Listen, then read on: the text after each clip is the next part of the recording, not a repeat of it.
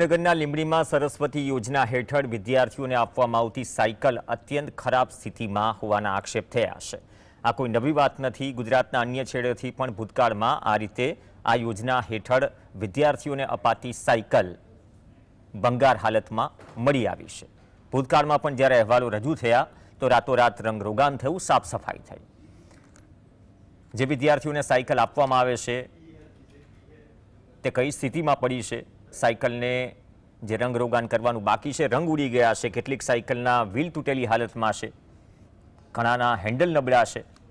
વાલીઓએ આ યોજનામાં સાયકલની ગુણવત્તા એટલે કે સાયકલ જે મજબૂતાઈથી જે કિંમતની સાયકલ અપાઈ છે તેની સામે ગુણવત્તા સામે રોષ ઠાલવ્યો। આવી સાયકલ આપી યોજનાની મજાક ઉડાવાઈ રહી હોવાનો પણ આરોપ છે। વાલીઓએ આ મામલે યોગ્ય પગલાં ભરવાની માંગ કરી।